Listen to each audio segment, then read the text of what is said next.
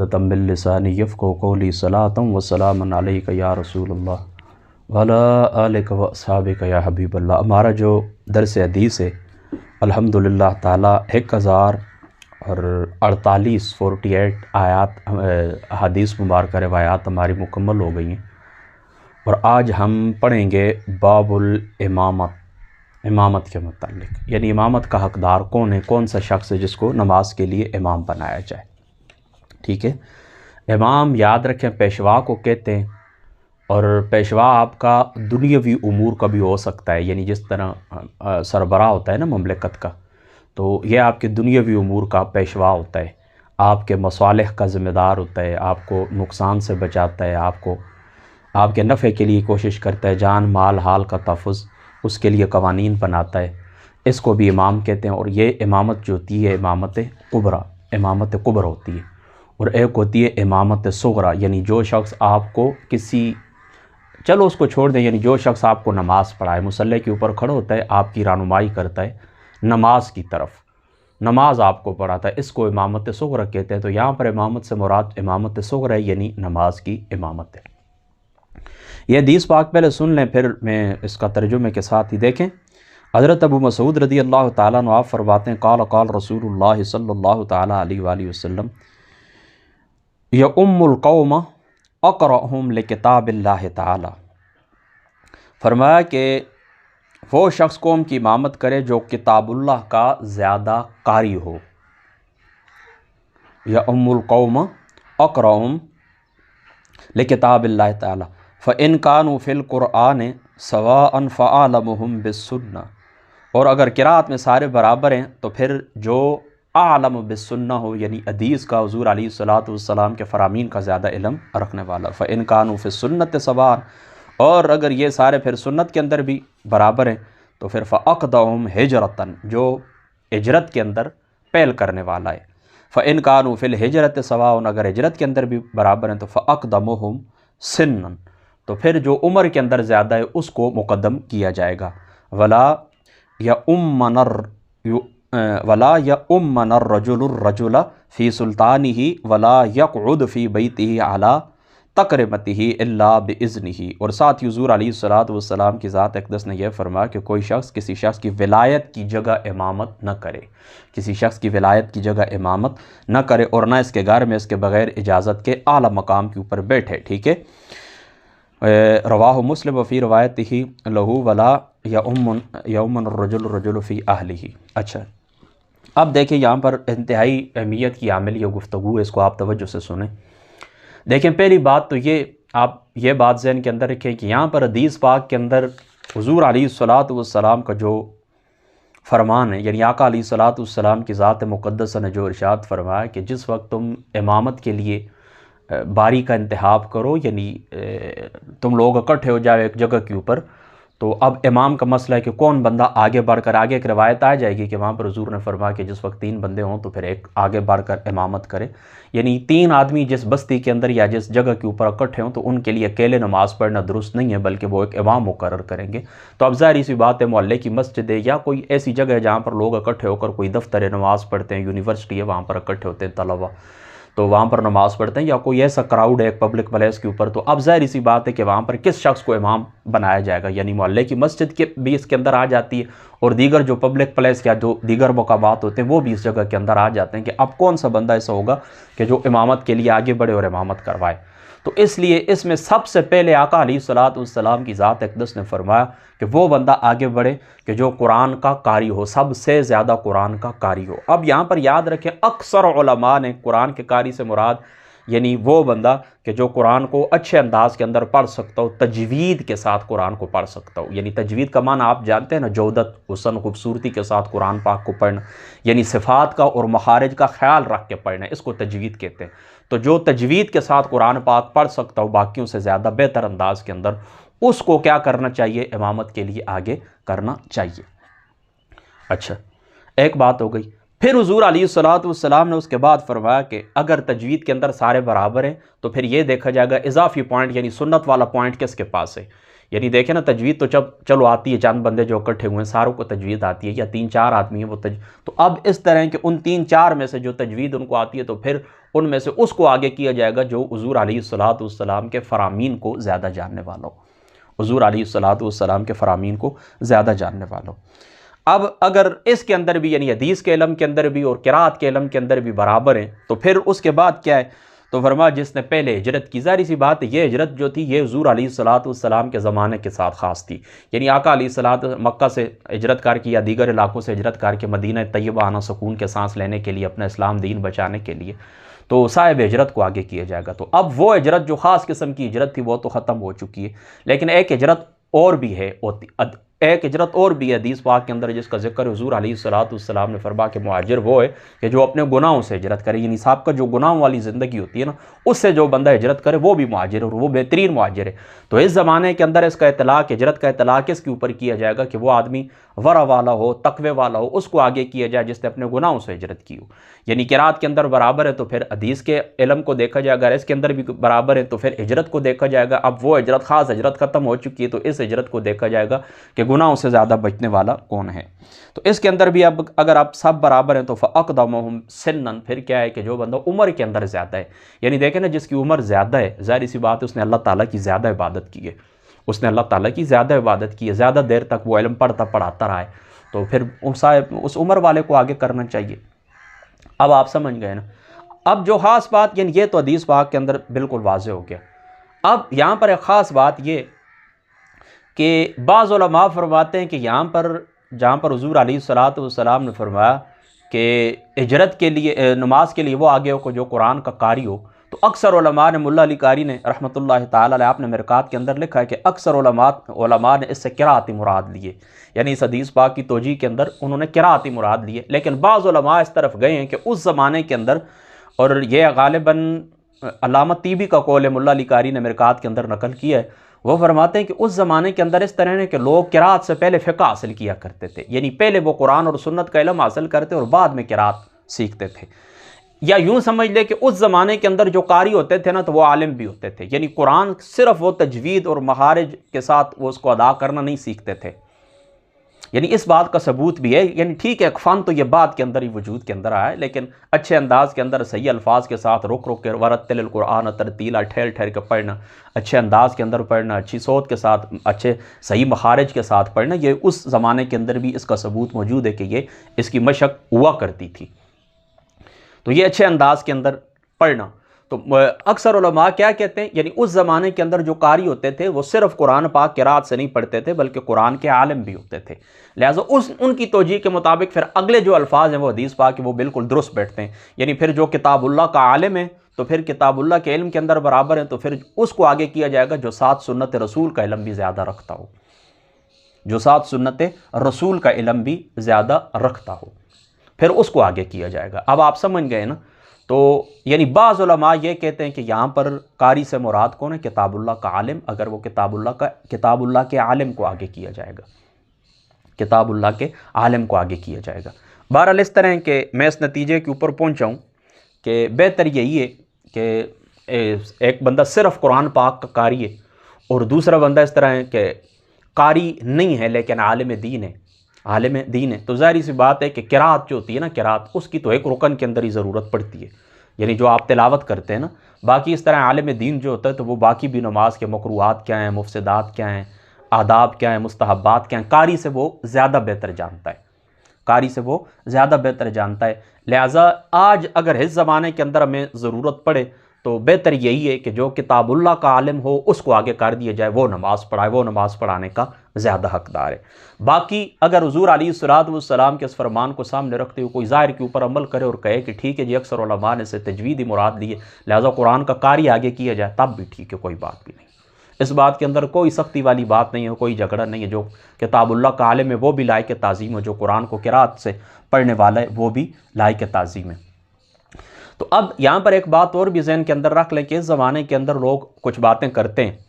وہ کہتے ہیں کہ جی یہ تم قرآن صرف رمضان کے اندر رٹا لگاتے اور قرآن یاد کرتے، اس کا کوئی فائدہ بھی نہیں ہے، فلاں فلاں فلاں فلاں، قرآن کو سمجھو، قرآن کے اوپر عمل کرو، قرآن کی تعلیم لوگوں کو دو، قرآن کی تعلیم خود حاصل کرو، ترجمے کے ساتھ پڑھو، تفسیر کے ساتھ پڑھو۔ یہ زبانی یاد کر لیتے ہو، تلاوت کا تو کوئی فائدہ نہیں۔ وہ لوگ غلط کہتے ہیں،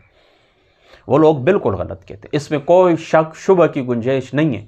کہ قرآن کو سمجھ کے ہی پڑھنا چاہیے، اور وہ بندہ نور علی نور ہے کہ جو قرآن کو پڑھتا ہے، تلاوت بھی کرتا ہے، اور اس طرح اس کے جو مقتضیات ہیں، جو قرآن کا تقاضا ہے، جو قرآن کے احکام ہیں، جو قرآن کی تعلیمات ہیں، ان کے اوپر عمل بھی کرتا ہے، وہ بندہ نور علی نور ہے۔ لیکن اس طرح کوئی بھی نہ کہے کہ اس کی صرف تلاوت کو کچھ بھی فائدہ نہیں ہے۔ تلاوت کا فائدہ ہے، ثواب ہے، بالکل، اس میں کوئی شک شبہ کی گنجائش نہیں۔ لیکن دنیا کے اندر آپ اگر آگے بڑھنا چاہتے ہیں، دنیا کے اوپر آپ کو حکمرانی کرنا چاہتے ہیں، مختلف جو میادین ہیں ان کے اندر آپ ترقی کرنا چاہتے ہیں، اقوام عالم کی صف کے اندر آپ باوقار کھڑے ہونے چاہتے ہیں، تو ظاہری سی بات ہے کہ اللہ تعالیٰ نے اس کتاب ہدایت کے اندر ہمیں جو ہدایات دی، ہمیں ان کو فالو کرنا ہوگا، ہمیں ان کو سیکھنا ہوگا، ہمیں ان کے اوپر عمل کرنا ہوگا، تفکر کرنا ہوگا، تدبر کرنا ہوگا، اس میں ذرے برابر بھی کوئی شک نہیں ہے۔ لیکن اس کے ساتھ اگر کوئی یہ کہے کہ قرآن پاک کی زبانی تلاوت کا فائدہ ہی کوئی نہیں، تو یہ بات بالکل غلط ہے۔ آقا علیہ الصلوۃ والسلام کا واضح فرمان ہے کہ جو بندہ اس قرآن پاک کی ایک لفظ کو تلاوت کرتا ہے تو اللہ تعالیٰ اس کو نیکی عطا فرماتا ہے۔ یعنی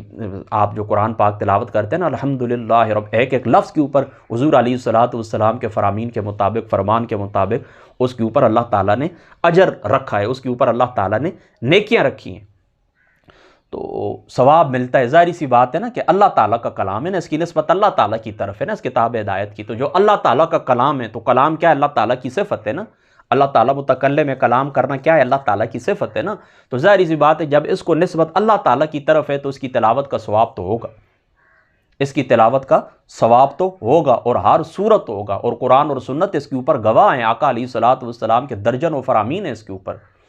کہ اس کی جو تلاوت ہے، صحابہ پاک ویسے بھی تلاوت فرمایا کرتے تھے، تابعین تلاوت فرمایا کرتے تھے۔ ایک ایک رکعت کے اندر قرآن پاک تابعین کا اور صحابہ پاک کا پڑھنا ثابت ہے۔ ایک ایک رکعت کے اندر پورا قرآن تلاوت کرنا ثواب ہے۔ ایک ایک رات کے اندر تلاوت کرنا ثابت ہے، پورا قرآن ایک ایک رات کے اندر، جس کو ہم شبینہ ہی کہہ لیں، تلاوت کرنا ثابت ہے۔ 3 دنوں کے اندر صحابہ پاک قرآن ختم فرمایا کرتے تھے، اور اسی طریقے سے تابعین اور علماء صالحین کے اندر تو بے شمار ہے، ان کا تو آپ شمار ہی نہیں کر سکتے۔ تو یہ ثواب کے لیے بھی تلاوت کیا جانا چاہیے، اور ثواب کے لیے تلاوت کرنا چاہیے۔ لیکن ہاں، اس میں کوئی شک شبہ نہیں ہے کہ میں آپ کو پہلے بتا چکا کہ دنیا کے ساتھ آپ نے مقابلہ کرنا ہے تو صرف آپ نے ثواب کو مد نظر رکھنا نہیں ہوگا، بلکہ اس کے اوپر قرآن، یہ ورتل القرآن ترتیلا، اللہ تعالیٰ نے فرمایا اس کو ٹھہر ٹھہر کے پڑھو۔ اس کے ضمن کے اندر مفسرین نے لکھا ہے، وہ کہتے ہیں کہ ٹھہر ٹھہر کے پڑھو، یعنی اس کا مطلب اللہ تعالیٰ نے یہ حکم اس لیے دیا ہے کہ اس کے اوپر آپ تدبر کر سکیں، یعنی یہ تدبر کی طرف اشارہ ہے، تفکر کی طرف اشارہ ہے۔ اور غالباً تلبیس ابلیس کے اندر علامہ ابن جوزی نے لکھا، انہوں نے کہا کہ یہ کتاب ہدایت تھی، اس سے ہم نے ہدایت لینا تھی، اور ہم نے اس کو کیا کر لیا کہ محض ثواب کے لیے رکھ لیا۔ تو یہ بات بھی ایک حد تک درست ہے کہ بالکل اسی طرح نہیں کرنا چاہیے کہ آپ اس طرح اس کو الماری کے اندر بند کر کے رکھ دیں اور اس کو پڑھ لیا کریں اور اس کے اوپر تدبر نہ کریں، ایسا نہیں کرنا۔ لیکن جو لوگ کہتے ہیں کہ ایسا کرنے کا فائدہ کوئی نہیں، تو وہ غلط کہتے ہیں۔ ظاہری سی بات ہے، ثواب اللہ تعالیٰ عطا فرماتے ہیں، اللہ تعالیٰ کا کلام ہے، مقدس کتاب ہے، اس کی تلاوت کریں، حفظ کے بے شمار فوائد ہیں، حفظ کی بے شمار برکات ہیں۔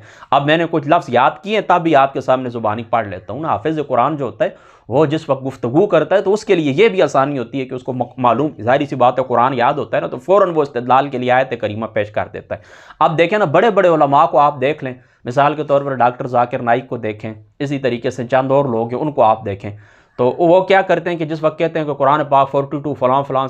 آیت ہے، اس کے اندر یہ لکھا ہوا ہے، تو اب ظاہری سی بات ہے اس کا اثر وہ نہیں ہوتا۔ لیکن دوسری طرف آپ ڈاکٹر اسرار کو دیکھیں، اسی طریقے سے دیگر علماء، وہ جس وقت کہتے ہیں تو ساتھ پہلے وہ قرآن پاک پڑھتے ہیں، یعنی آیت کا حوالہ بعد میں دیتے ہیں، پہلے وہ قرآن پاک پڑھتے ہیں، پہلے وہ قرآن۔ تو کس طرح اثر ہوتا ہے؟ اب میں آپ کو کہوں کہ فرشتے آتے ہیں انسان کے پاس اور انسان کو بشارت دیتے ہیں قرآن کی فلاں صورت کے اندر، تو ساتھ ہی میں پڑھ دیتا ہوں، یا ایتھا النفس المطمئنہ ارجعی الی ربک راضیۃ مرضیہ فادخلی فی عبادی وادخلی جنتی۔ آپ کے اوپر کس طرح اثر پڑے گا؟ صرف میں کہوں کہ فلاں قرآن کے اندر یہ آتا ہے، وہ اس بات کا کیا اثر ہے، اور ساتھ میں یہ قرآن پاک ساتھ پڑھ کے آپ کو سناؤں، اس کا کیا اثر ہے؟ ربما یود الذین کفروا، یہ ساتھ میں پڑھ کے سناؤں، حضور پاک کی معراج، والنجم اذا ہوا ما ضل صاحبکم وما غوا وما ینطق عن الہوی، یہ پڑھ کے سناؤں، سبحان الذی اسری بعبدہ لیلا من المسجد الحرام الی المسجد الاقصی، یہ پڑھ کے سناؤں۔ کفار کے متعلق کہوں کہ یہ قیامت والے دن کا ہے کہ کاش ہم مٹی کے اندر مٹی ہو جاتے، یوم یقوم الروح والملائکۃ صفا لا یتکلمون الا من اذن له الرحمن وقال صوابا ذلك اليوم الحق فمن شاء اتخذ الى ربه مآبا انا انذرناكم عذابا قریبا یوم ينظر المرء ما قدمت يداه ويقول الكافر یا لیتنی كنت ترابا۔ تو یہ ساتھ ساتھ قیامت کا منظر پیش کروں، اذا الشمس كورت واذا النجوم انقدرت واذا الجبال سيرت واذا العشار عطلت واذا البحار فجرت وَإِذَا الْبِحَارُ سُجِّرَتْ وَإِذَا النُّفُوسُ زُوِّجَتْ وَإِذَا الْمَوْءُودَةُ سُئِلَتْ۔ اللہ تعالیٰ کی رحمت کا ذکر کروں، یا ایھا الانسان ما غرک بربک الکریم قل یا عبادی الذین اسرفوا علی انفسہم لا تقنطوا من رحمت اللہ ان اللہ یغفر الذنوب جميعا انہ۔ یہ آپ کو میں پڑھ کے سناؤں، ساتھ ساتھ ترجمہ کروں، استدلال مفسرین کے حوالے دوں، آپ کے اوپر کس طرح اثر ہوگا۔ اس لیے قاضی ابو یوسف صاحب غالباً جس وقت امام صاحب کے پاس پڑھنے کے لیے آئے تھے نا، یا امام محمد صاحب آئے تھے، تو ان دونوں میں سے ایک تھے، اب میرے ذہن کے اندر نہیں ہے، تو آپ نے ان سے پوچھا تھا کہ آپ بتائیں قرآن آپ کو یاد ہے؟ انہوں نے کہا نہیں۔ تو فرمایا جائیں پہلے قرآن یاد کر کے آئیں۔ تو قرآن پاک یاد کرنے کے بے شمار فوائد ہیں، قرآن پاک کی تلاوت کا ثواب ہے، ٹھیک ہے، لیکن صرف اتنی بات ضرور ہے کہ محض ثواب کے اوپر نہ رہیں، ان کی تعلیمات کے اوپر بھی عمل کریں، تاکہ اللہ تعالیٰ کی جو ذات مقدس ہے وہ ہمیں دنیا کے اندر بھی اور آخرت کے اندر بھی سرخروی عطا فرمائے، ٹھیک ہے۔ تو اب بات اس طرح ہے نا کہ یہاں پر تو بات ہو گئی نا امامت کی، کہ امام کون ہوگا آگے، جو کتاب اللہ کا عالم ہو، اس کے بعد سنت کی باری ہے، اس کے بعد پھر باری ہے ہجرت کی، اور اس کے بعد پھر باری ہے کس چیز کی؟ عمر کی، ٹھیک ہے، یعنی عمر۔ اب سمجھ گئے نا، اس میں کوئی کسی قسم کا وہ نہیں ہے، کسی قسم کا کوئی ابہام نہیں ہے۔ بہرحال اس طرح ہے نا کہ ایک سوال یہاں پر پیدا ہوتا ہے، وہ سوال یہ پیدا ہوتا ہے کہ ہم اگر یہ کہیں نا کہ حضور علیہ السلام نے فرمایا کہ جو کتاب اللہ کا عالم ہو، کتاب اللہ کا عالم ہو، تو وہ اگر یعنی قرات کا مطلب کتاب اللہ کا علم، یا آپ کریں نا قرات، کتاب اللہ کا علم، آپ قرات یعنی قرات سے یہ مراد لیں کہ جو کتاب اللہ کا عالم ہو، تو پھر آگے حضور علیہ السلام نے یہ فرمایا فَأَعْلَمُهُم بِالسُّنَّةِ، اس سے کیا مراد ہے؟ تو جواب یہ آپ نے یاد رکھنا ہے کہ یہ جو حضور علیہ السلام نے فرمایا نا، یہ اغلب کے اعتبار سے، یعنی غالب جو معاملات ہوتے ہیں نا ان کے اعتبار سے حضور علیہ السلام نے فرمایا۔ یعنی دیکھیں نا، یہ بات ممکن ہے کہ قرآن پاک کی طرف انسان کی توجہ زیادہ ہو، احادیث رسول کی طرف توجہ کم ہو، تو آنے والے زمانوں کے پیش نظر حضور علیہ السلام کی ذات اقدس نے یہ فرما دیا ہو کہ جو بندہ اس طرح کہ جو بندہ کتاب اللہ کا عالم ہے، تو وہ ساتھ کیا ہو، اس کو دیکھ لیں، اگر کتاب اللہ کے علم کے اندر برابر ہے، یعنی تجوید کو بھی ساتھ رکھ لیں، قرات کو بھی ساتھ رکھ لیں، قرآنی علوم کو بھی ساتھ رکھ لیں۔ اللہ اکبر، اللہ اکبر، اللہ اکبر، اشہد ان لا الہ الا اللہ،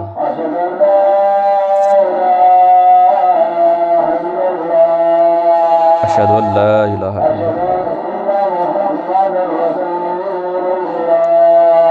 صلی اللہ علیہ یا رسول اللہ،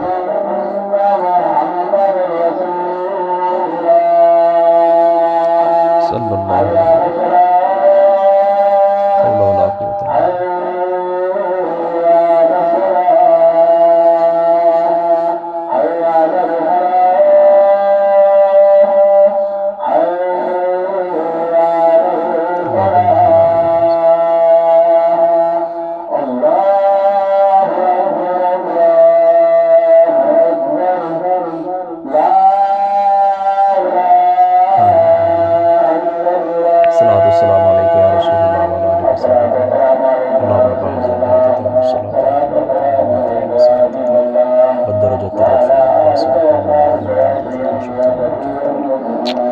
اب دیکھیں نا، اس طرح ممکن ہے، یہ ممکن صورت ہے کہ ایک بندہ ایک کتاب اللہ کے علم کے اندر دونوں برابر ہوں، لیکن سنت کے علم کے اندر یعنی احادیث مبارکہ کے علم کے اندر فرق ہو، تو حضور علیہ السلام نے اس ممکنہ صورت کے متعلق یہ فرما دیا کہ آنے والے زمانے کے اندر کبھی ایسا ہو کہ حدیث پاک کا یعنی قرآنی علوم کے اندر تو وہ برابر ہوں، لیکن حدیث کے علم کے اندر فرق ہو سکتا ہے۔ اور یہاں پر یہ بات بھی میں آپ کو بتا دوں کہ شیخ ابن الحمام نے، جو فقہائے احناف میں سے، انہوں نے یہی لکھا ہے کہ قرات کا جو ہمارے نزدیک مفہوم ہے وہ یہی ہے کہ یعنی قرآن پاک کا وہ بندہ قاری زیادہ ہو، یعنی کتاب اللہ کا عالم زیادہ ہو، ٹھیک ہے،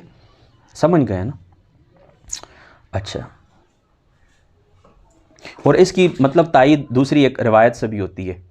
ایک دوسری روایت سے بھی ہوتی ہے کہ وہ جس میں حضرت ابو بکر صدیق رضی اللہ تعالیٰ عنہ، دیکھیں نا حضرت ابی ابن کعب سے بڑے قاری تو کوئی بھی نہیں تھے، وہ سب سے بڑے قاری تھے، لیکن ان کے باوجود حضور علیہ الصلوۃ والسلام کی ذات اقدس نے حضرت ابو بکر صدیق رضی اللہ تعالیٰ عنہ آپ کو آگے کیا ہے۔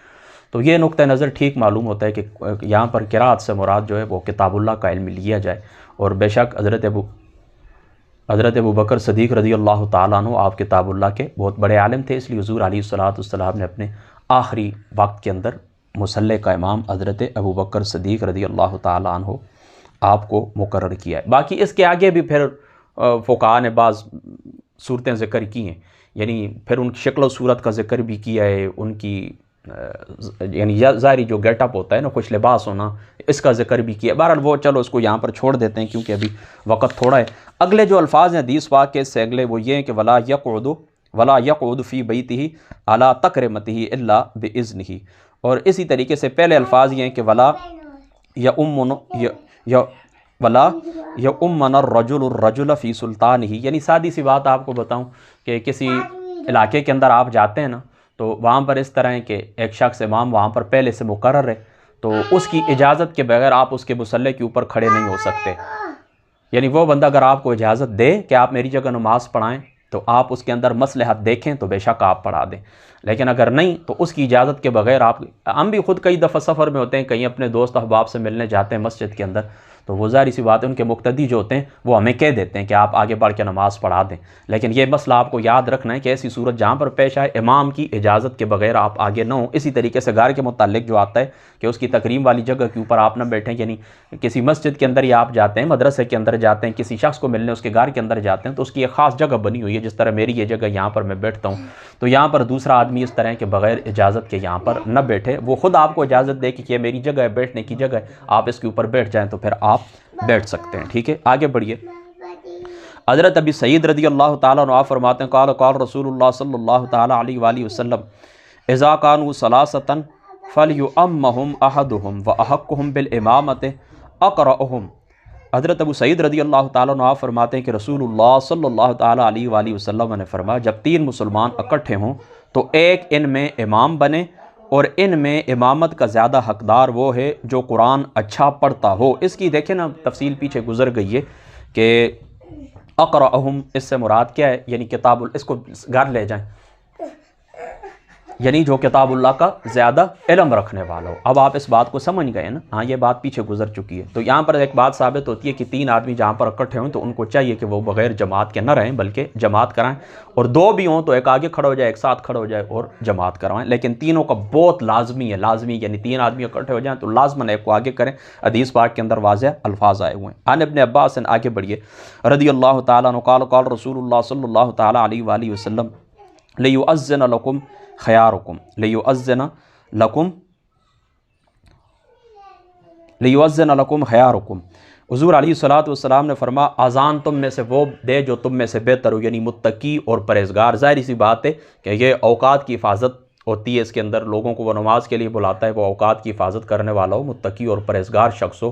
تو وہ اذان کے لیے مقرر ہونا چاہیے۔ اور اذان کے آداب میں سے یہ بات شامل ہے، یعنی پہلے زمانے کے اندر تو لوگ اس طرح مینار کے اوپر بھی اذان دیتے تھے نا کھڑے ہو کر نا، تو ابھی بھی اس طرح صورتحال پیش آئے، بجلی وغیرہ نہ ہو، چھت کے اوپر اذان دینی پڑ جائے تو ساتھ گھر ہوتے ہیں، محلہ ہوتا ہے، لوگ گزر رہے ہوتے ہیں، خواتین گزر رہی ہوتی ہیں، تو ان کی طرف وہ بندہ بد نگاہی نہ کرے۔ اس لیے اذان کے لیے متقی پرہیزگار آدمی ہونا چاہیے، اور یہ بات اذان کے آداب میں شامل ہے کہ خوبصورت آواز والا اذان دے۔ ہمارے زمانے کے اندر لوگ اسی طرح کرتے ہیں، جو آدمی بالکل کھٹار ہو جاتا ہے، 80-85 سال اس کی عمر، اس کی آواز کانپ رہی ہوتی ہے، تو مسجد کے اندر وہ اذان کے لیے خود کھڑا ہو جاتا ہے یا کمیٹی والے اس کو مقرر کر دیتے ہیں، تو اس طرح نہیں ہونا چاہیے۔ یعنی اچھے آواز والا ہو کہ انسان کی رغبت ہو، نماز کے لیے رغبت ہو، اسلام کی طرف۔ یہ پہلے ایک دفعہ میں آپ کو ایک قصہ سنا چکا ہوں کہ وہ لڑکی جو عیسائی سے مسلمان ہونے جا رہی تھی، تو وہ مطلب بد آواز شخص کی اذان سن کے اس نے کہا تھا کہ مجھے اس اسلام کی ضرورت نہیں۔ یہ بات میں پہلے بتا چکا ہوں آپ کو۔ تو اس طرح اچھی ہے، میں مسجدوں کے اندر جہاں پر بھی میں اذان سنتا ہوں تو اسی طرح ہوتی ہے کہ بہت بدی سی قسم کے آواز والا جو شخص ہوتا ہے تو اس کو مقرر کر دیا جاتا ہے۔ اس طرح نہیں ہونا چاہیے، بلکہ اچھی صورت والا، اچھی آواز والا شخص اذان کے لیے مقرر ہونا چاہیے۔ ٹھیک ہے، تو وَلْيُؤَمَّكُمْ قُرَّاؤُكُمْ، اور امامت تم میں سے کون کرے کہ جو تم میں سے بہترین قاری ہو۔ آگے بڑھیے۔ وَعَنْ أَبِي عَطِيَّةَ الْعُقَيْلِي رضی اللہ تعالیٰ عنہ، یہ یاد رکھیں کہ یہ طبقہ، یہ تابعین کے طبقہ ثالثہ سے ان کا تعلق ہے، ٹھیک ہے، تابعین میں سے اور طبقہ ثالثہ سے ان کا تعلق ہے۔ اور قال کان مالک بن الحویرث، یہ رسول اللہ کے صحابی ہیں، یاتینا الی مصلانا، یہ کہتے ہیں یہ ہمارے پاس مصلانا ہماری مسجد کے اندر آیا کرتے تھے، یعنی جہاں پر ہم مسجد تھی ہماری، ہم نماز پڑھتے تھے، اس سے مراد یہ مسجد بھی ہو سکتی ہے عام جو مساجد ہوتی ہیں، اور یہ بھی کہ جہاں پر ہم نماز پڑھا کرتے تھے، یعنی صحابہ اکٹھے ہو کر وہاں پر آیا کرتے تھے، یتحدثوا، تو بات چیت کیا کرتے تھے۔ فحضرت الصلاۃ، ایک دن آئے تو نماز کھڑی ہو گئی، فحضرت الصلاۃ یوما، یہ آتے تھے بات چال گپ شپ کیا کرتے تھے، تو ایک دن آئے تو کیا ہو گیا کہ کھڑی ہو گئی، نماز کھڑی ہو گئی۔ فقال ابو عطیہ فقلنا له تقدم فصلی، ہم نے ان کو کہا کہ آپ اس طرح کریں کہ آگے ہو جائیں، ہمیں نماز پڑھا۔ قال لنا قدموا رجلا منکم، میں تمہیں کہتا ہوں کہ تم میں سے ایک آدمی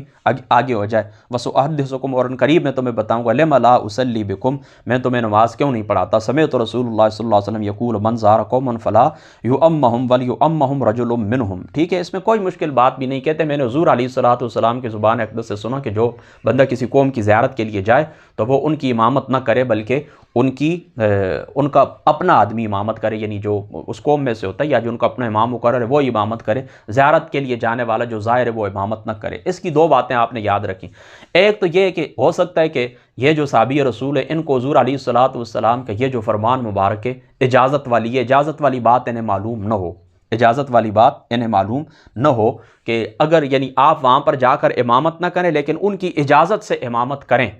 یا پھر حضور علیہ الصلوۃ والسلام کا یہ فرمان ان تک پہنچا نہیں تھا اس لیے یہ امامت سے، یا پھر حضور کا یہ فرمان ان تک پہنچا تھا کہ آپ زائر جا کر ان کی امامت تو نہ کرے کسی قوم کی، لیکن وہ اجازت دیں تو امامت کر سکتا ہے، یہ ان کو بات معلوم تھی، لیکن انہوں نے وہاں پر کوئی مصلحت دیکھی ہوگی جس مصلحت کی بنا پر انہوں نے کیا کی، ان کو نماز نہیں پڑھائی، ٹھیک ہے، اس میں کوئی مشکل بات بھی نہیں ہے۔ آگے بڑھیے۔ اللہ وعن انس قال استحلف رسول اللہ صلی اللہ تعالی علیہ وآلہ وسلم ابن ام مکتوم، حضور علیہ الصلوۃ والسلام کی ذات اقدس نے حضرت ابن ام مکتوم رضی اللہ تعالی عنہ آپ کو خلیفہ مقرر کیا۔ بیٹھ جائیں آپ تھوڑا۔ یؤم الناس وہو اعمی، کہ وہ لوگوں کی امامت کریں اور وہ نابینا تھے، وہو اعمی، اور وہ نابینا تھے۔ دیکھیں بعض علماء نے فرمایا کہ حضرت ابن مکتوم رضی اللہ تعالی عنہ ان کا یہ یاد رکھیں یہ مشاہیر صحابہ میں سے ہیں، ٹھیک ہے، ہاں، بڑے جلیل القدر قدیم الاسلام مہاجرین اولین میں سے، سورۃ حبس وتولی ان جاءہ الاعمی، اس کے نزول کا یہ سبب بھی ہیں۔ تو بعض علماء نے لکھا ہے کہ 13 دفعہ حضور علیہ الصلوۃ والسلام نے ان کو اپنا خلیفہ مقرر کیا ہے، 13 دفعہ حضور علیہ الصلوۃ والسلام نے ان کو اپنا خلیفہ مقرر کیا ہے۔ تو غزوہ تبوک کے اوپر بھی حضور علیہ الصلوۃ والسلام نے مدینہ کے اوپر ان کو ہی نماز کا خلیفہ مکہ آپ نے نماز پڑھانی۔ حضرت علی رضی اللہ تعالیٰ عنہ آپ کو حضور علیہ الصلوۃ والسلام نے گھر والوں کا خلیفہ بنایا تھا کہ گھر والوں کا جو میرے قرابت ہے، گھر والے جو میرے گھر والی ہیں، ان کی حفاظت آپ نے کرنی، ان کا خیال آپ نے رکھنا ہے۔ تو اس سے دو باتیں ثابت ہوتی ہیں، ایک تو یہ ثابت ہوتا ہے کہ جو شخص نابینا ہے نابینا، تو وہ نابینا شخص بھی اگر قرآن کا قاری ہے تو اس کی امامت کے اندر کسی قسم کا کوئی شبہ نہیں ہے، وہ امامت کر سکتا ہے۔ ایک بات یہ ثابت ہو گئی، اور دوسری بات یہ ثابت ہو گئی کہ مفضول جو ہوتا ہے، مفضول وہ فاضل کی موجودگی کے اندر امامت کروا سکتا ہے، یعنی ایک بندہ افضل اور اعلیٰ شخص موجود ہے نا، تو دوسرا شخص خیر جو اس سے افضل و اعلیٰ نہیں ہے وہ امامت کروا سکتا ہے۔ ظاہری سی بات ہے، تبوک کے موقع پر حضرت علی کو حضور چھوڑ کے گئے تھے، وہ موجود تھے، ان کے باوجود حضرت ابن مکتوم رضی اللہ تعالیٰ عنہ آپ نماز پڑھواتے رہے، لہٰذا فاضل کی موجودگی کے اندر مفضول شخص امامت بھی کروا سکتا ہے، اور جو نابینا شخص ہوتا ہے اگر وہ اپنے معاملات صاف ستھرے رکھ سکتا ہو، کپڑوں وغیرہ کے معاملات کی رات وغیرہ اس کو آتی ہو، تو وہ جماعت کروا سکتا ہے۔ آگے بڑھی حضرت ابو امامہ رضی اللہ تعالیٰ عنہ قال قال رسول اللہ صلی اللہ تعالیٰ علیہ وسلم ثلاثۃ لا تجاوز صلاۃ، تین آدمی وہ ہیں کہ جن کی نماز تجاوز نہیں کرتی، یعنی وہ کیا کرتی ہے، اذان بھی، ٹھیک ہے، تین آدمی وہ ہیں کہ نماز لا تجاوز صلاتہم آذانہم، ان کی نماز ان کے کانوں سے آگے نہیں بڑھتی، یعنی اللہ کے پاس نہیں پہنچتی، یعنی قبولیت کی اس کے اوپر مور نہیں لگتی، وہ نماز کامل نہیں ہوتی۔ کون کون سے تین بندے؟ العبد العابق حتی یرجع، ایک عبد عابق بھاگا ہوا غلام، فرار شدہ غلام جو اپنے مالک کو ویسے ہی چھوڑ کے چلا گیا ہے، تو اس کی نماز بھی قبول نہیں ہوتی، حتی یرجع، یہاں تک کہ وہ واپس آئے۔ وامرأۃ باتت وزوجها علیہا ساخط،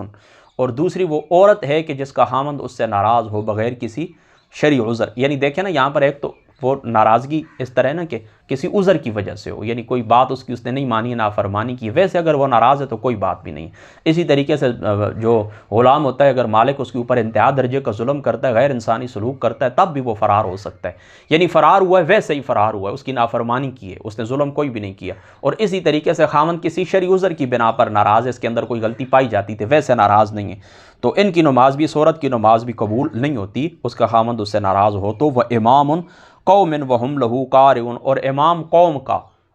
قوم کا اور لوگ اس کو ناپسند کرتے ہیں۔ یہاں پر دونوں قسم کے امام مراد ہو سکتے ہیں، یعنی یہ جو حکمران ہوتے ہیں یہ بھی امامت کبریٰ والے بھی اور امامت صغریٰ والے بھی، یعنی ان سے لوگ اس طرح کے ناراض ہوں اور یہ نماز کے لیے آگے بڑھ جائیں، یعنی دیکھیں نا اس کے اندر کوئی بدعت پائی جائے، اسی اندر سے اس کے اندر کوئی فسق پائی جائے، اس کے اندر جہالت پائی جائے اور اس کی وجہ سے اس کو لوگ ناپسند کرتے ہیں، تو ایسے امام کی نماز بھی قبول نہیں ہوتی۔ ہاں ویسے کوئی دنیاوی اس کا امر ہے، مثال کے طور پر میرا اس نے کوئی قرضہ دینا ہے ذاتی طور کے اوپر، یا ذاتی کچھ ویسے مخاصمت ہے، مجھے وہ اچھا ہی نہیں لگتا، تو وہ ایک الگ بات ہے۔ لیکن شرعی جو عذر ہوتا ہے وہ عذر کی بنا کر اگر اس کے اندر امام کے اندر وہ عذر پایا جاتا ہے اور لوگ اس سے ناراض ہیں، اس کے باوجود بھی وہ زبردستی اس سیٹ کے ساتھ چمٹا ہوا ہے، تو پھر اس شخص کی نماز بھی قبول نہیں ہوتی اور یہ شخص بھی بہت بڑا گناہگار ہے۔ اس لیے ہم نے اپنے استاذوں کو دیکھا ہے جہاں پر وہ رہتے ہیں نا، تو 5-6 مہینے گزرتے ہیں نا، تو وہ اپنے مقتدیوں کے سامنے باقاعدہ اعلان کرتے ہیں کہ میں آپ کا امام ہوں، آپ کو نماز پڑھاتا ہوں، جمعہ پڑھاتا ہوں، مجھ سے آپ راضی ہیں، کوئی مسئلہ تو نہیں ہے، اگر ناراض ہیں تو میں یہ جگہ تبدیل کر دیتا ہوں، چلا جاتا ہوں، کوئی بات بھی نہیں، ٹھیک ہے؟ اس بات کو آپ نے ذہن کے اندر رکھنا ہے۔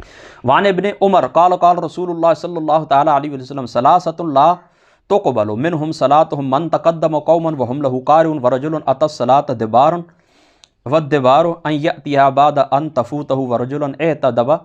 اعتبد محررۃ۔ حضرت انس رضی اللہ تعالی عنہ، حضرت ابن عمر فرماتے ہیں رسول اللہ نے فرمایا 3 آدمیوں کی نماز قبول نہیں ہوتی، وہ جو لوگوں کا امام بن بیٹھے اور لوگ اسے ناپسند جانتے ہیں، اور وہ آدمی جو کمزور وقت میں نماز پڑھے، ٹھیک ہے، یعنی مستحب جو وقت ہوتا ہے اس وقت کو گزار کے نماز پڑھے، تو اس آدمی کی نماز بھی قبول نہیں ہوتی، یعنی وقت فوت ہونے کے بعد آئے۔ اور تیسرا وہ شخص جو کسی آزاد کو غلام زبردستی، یعنی وہ اس کا غلام نہیں ہے، اس کو زبردستی وہ غلام بنا لے، وہ آزاد ہے، اللہ نے اس کو آزاد پیدا کیا، زبردستی اس کے اوپر غلامی مسلط کر دے، یعنی اس کو غلام بنا لے۔ یہ بھی اس زمانے کے لحاظ سے اس زمانے کے اندر اس سے مراد وہ لوگوں کے جو زبردستی اس طرح کے لوگوں کے اوپر وہ اپنے اصول مسلط کرتے ہیں اور لوگوں کو اپنا غلام بنائے رکھتے ہیں، اور ایسے قاعدے اور قوانین ایجاد کرتے ہیں کہ جن قاعدے اور قوانین کے تحت لوگ زندگی گزارنے کے اوپر مجبور ہو جاتے ہیں۔ تو یہ تینوں لوگ وہ ہیں، یعنی زبردستی امام بننے والا بھی، زبردستی اس طرح کے کسی کو غلام بنانے والا بھی، اور اسی طریقے سے نماز کمزور وقت کے اندر پڑھنے والا۔ ان تینوں کے متعلق حضور علیہ الصلوۃ والسلام نے فرمایا ان تینوں کی نماز قبول نہیں ہوتی، یعنی ان تینوں کی نماز کامل نہیں ہے۔ وعن سلامہ بنت الحر، حضرت سلامہ بنت الحر یہ رسول اللہ کی صحابیہ ہیں، یہ فرماتی ہیں قالت قال رسول اللہ صلی اللہ تعالی علیہ وآلہ وسلم ان من اشراط الساعۃ، قیامت کی علامات میں سے یہ ان یتدافع اہل المسجد لا یجدون اماما یصلی بہم، فرمایا کہ یہ قیامت کی علامات میں سے کہ اہل مسجد امامت نماز کو ایک دوسرے کے اوپر ڈال دیں گے اور کوئی ایسا آدمی نہ پائیں گے کہ جو انہیں نماز پڑھا ڈالے، یعنی جہالت ہوگی، نماز کے جو احکام ہیں وہ نہیں آتے ہوں گے، امامت کروانی نہیں آتی ہوگی، امامت کی ان کے اندر صلاحیت نہیں ہوگی، یعنی یہ قیامت کی نشانیوں میں سے ایک نشانی ہے۔ یہ اشارہ ہے اس بات کی طرف کہ ایک زمانہ آئے گا کہ جہالت عام ہو جائے گی، اور جہالت اتنی عام ہو جائے گی کہ صرف سادی نماز پڑھانا، یعنی چند نماز کے جو مسائل ہوتے ہیں، نماز کے اندر کیا مکروہ ہے، کیا نماز کے اندر مفسدات ہیں، کیا حرام ہیں، نماز کے کیا آداب ہیں، نماز تکبیر تحریمہ کس کو کہتے ہیں، قیام قرات کس کو کہتے ہیں، یہ چیزیں لوگوں کو نہیں معلوم ہوں گی، تو ایک بندہ دوسرے کو کہے گا آپ پڑھا دیں، دوسرا، یعنی کسی کے اندر اہلیت نہیں ہوگی اور کوئی احکام نماز کو جاننے والا نہیں ہوگا، ٹھیک ہے؟ تو یہ قیامت کی نشانیوں میں سے ایک نشانی ہے۔ اور واقعی آپ اس زمانے کے اندر آج بھی دیکھ لیں کہ صحیح اگر شرائط پوری دیکھی جائیں کہ جو بندہ مصلی رسول کے اوپر کھڑا ہوتا ہے، پوری شرائط جو ہیں اللہ رسول اللہ نے جو بیان فرمائی، اگر ان پوری شرائط کو دیکھا جائے تو اس زمانے کے اندر بہت کم لوگ ان شرائط کے اوپر پورے اترتے ہوں گے اور واقعی ہی وہ لائق ہوں گے کہ وہ نماز پڑھا سکیں۔ ان اللہ یأمرکم ان تؤدوا الامانات الی اہلہا، واقعی وہ صلاحیت رکھتے ہوں گے، ان کی اہلیت ہوگی، ورنہ بات اس طرح کہ زبردستی لوگ مسلط ہوئے، جمعہ پڑھانے والے بھی زبردستی باقاعدہ ٹائم لے کر منتیں کروا کر اپنی نمازیں مقرر کرواتے ہیں، اپنے جمعے تقریریں مقرر کرواتے ہیں، زبردستی امام بن جاتے ہیں، اور یہ بات بالکل کامن ہے، عام ہے شیعہ سنی دونوں کے اندر، یہ بات میں آپ کو گارنٹی سے کہتا ہوں۔ تو دیکھیں میں اس لیے کہتا ہوں کہ موجودہ زمانے کے جو لوگ ہیں وہ زیادتی کرتے ہیں کہ فلاں ادارہ ختم، مدرسے بند کر دیے جائیں، فلاں نہیں، کچھ نہ کچھ جو ہوتا ہے وہ نہ ہونے سے بہتر ہے۔ یاد رکھیں ہمیں اصلاحات کرنی ہوگی، سکول کالج جو یونیورسٹی ہو، مدرسہ ہو، کوئی بھی جگہ ہو، وہاں پر ہم نے اصلاحات کرنی ہوں گی۔ یعنی ہم دیکھیں گے سکول کا جو نصاب ہے اس کے اندر کیا تبدیلی کرنی چاہیے، مدرسے کا جو نصاب ہے اس کے اندر کیا تبدیلی کرنی چاہیے، موجودہ دور کے جو تقاضے ان تقاضوں کو سامنے رکھنا ہوگا، موجودہ دور کے اندر جو آئی ٹی کا شعبہ ہے اس آئی ٹی ٹیکنالوجی کے شعبے کو سامنے رکھنا ہوگا، جو طلباء مدارس کے اندر پڑھنے والے ان کو باشعور بنانا ہوگا، ان کو شعور ہم نے دینا ہوگا، اخلاقی تعلیم ان کو دینی ہوگی، خدا کا ڈر ان کو سنانا ہوگا، اور موجودہ دور کے جو تقاضے ہیں، جو وہ کیا کہتے ہیں کہ موجودہ دور کے جو فیسٹ ہیں ان کو سکھانا ہوگا، سکلز ہیں ان کے اندر ان کو سکھانے ہوں گے کہ آپ یہ، تاکہ آپ کسی کے اوپر بوجھ نہ بنے۔ اس لیے پرانے جو علماء ہوتے تھے نا، وہ آپ دیکھ لیں کہ وہ اس طرح کے علم کے ساتھ ساتھ وہ حکمت حاصل کرتے تھے۔ یعنی پرانے جتنے بھی علماء تھے وہ ساتھ اس طرح عالم بھی تھے اور حکیم بھی تھے، حکمت کا کام کرتے تھے، دوائیں میڈیسن تیار کرتے تھے، وہ ان کا ذریعہ روزگار ہوا کرتا تھا۔ تو یہ بات آپ سمجھ گئے۔ تو جس طرح یاد رکھیں ہمیں بہترین ڈاکٹروں کی ضرورت ہے، جس طرح ہمیں بہترین وکلاء کی ضرورت ہے،